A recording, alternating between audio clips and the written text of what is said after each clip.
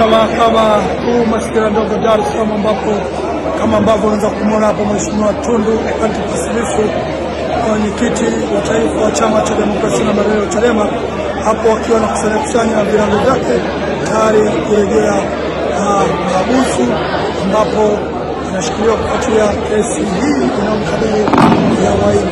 Na katika mahakama hii tayari mahakama imekwisha kuahirisha jambo hili mpaka siku ya Jumatatu, ambapo itakumbuka leo Mheshimiwa Lissu alikuwa anamoja shahidi wa pili ambaye alikuwa anatoa maelezo kuhusiana na namna ambavyo yeye aliweza kugundua ama kutengeneza mazingira ambayo yanaonyesha kwamba Mheshimiwa Lissu ni mwaini kwa mujibu wa ushahidi ambao anatoa. Ni katika mahakama kuu masikira ndogo ya Dar es Salaam, ambapo kama ambavyo nimekueleza hapo Mheshimiwa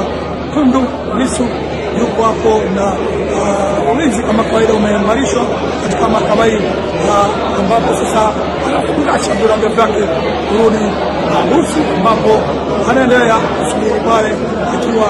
anasubiri taratibu zingine za kimahakama. Nitakumbuka kwamba upande wa jamhuri kuna mashahidi takribani 30 na mpaka sasa hivi tayari mashahidi ambao wamekwisha kutoa ushahidi wao